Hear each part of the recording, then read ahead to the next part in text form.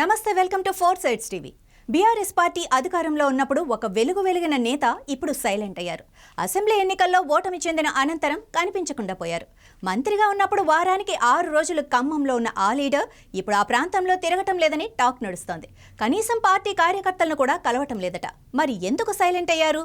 ప్రజలకు అందుబాటులో ఎందుకు ఉండటం లేదనే దానిపై ఫోర్ సైడ్స్ టీవీ అందిస్తున్న ప్రత్యేక కథనం.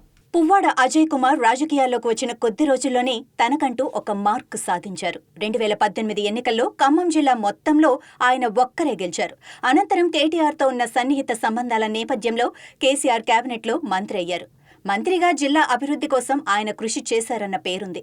నిత్యం ఖమ్మంలో ఉండి అధికారులతో సమీక్షలు, పాలనాపరమైన అంశాలపై ఎప్పటికప్పుడు ప్రజలకు అందుబాటులో ఉండేవారు. మంత్రిగా రాజధానిలో కంటే ఖమ్మంలోనే ఎక్కువగా ఉండేవారు. కానీ గత అసెంబ్లీ ఎన్నికల్లో కాంగ్రెస్ అభ్యర్థి తుమ్మల నాగేశ్వరరావు చేతిలో ఓటమి చెందారు. ఎంతో హోరాహోరీగా సాగిన ఎన్నికల్లో పువ్వాడ అజయ్ అత్యధిక ఓట్ల తేడాతో ఓడారు. ఇక అప్పటి నుండి పువ్వాడ ఖమ్మంలో ఉండటం లేదు. ఇంత అభివృద్ధి చేసినా ఓడిపోయానన్న అసహనంతో ఆయన ఉన్నట్లుగా తెలుస్తోంది. అందుకే ఖమ్మంలో ఎక్కువ సమయం గడపటం లేదట. ఎన్నికలు పూర్తయి 50 రోజులు అయినప్పటికీ ఆయన 1-2 కార్యక్రమాల్లో మాత్రమే పాల్గొన్నారు. తన క్యాంపు కార్యాలయానికి పార్టీ నాయకులు, కార్యకర్తలు ఎవ్వరూ రావద్దని సూచించినట్లు సమాచారం. ఆయన ఖమ్మంలో ఉండకపోవటానికి అనేక కారణాలున్నాయని ఆ పార్టీ నాయకులే చర్చించుకుంటున్నారు. గతంలో అజయ్ వెంట ఉన్న పలువురు నాయకులు అనేక అక్రమాలకు పాల్పడినట్లు ఆరోపణలున్నాయి. 58, 59 జీవోలో భాగంగా పలువురు కార్పొరేటర్లు, నాయకులు ప్రభుత్వ భూములను కబ్జా చేశారన్న ఆరోపణలు వచ్చాయి. వాటిపై ఫిర్యాదులు రావడంతో జిల్లా కలెక్టర్ గౌతమ్ రంగంలోకి దిగారు.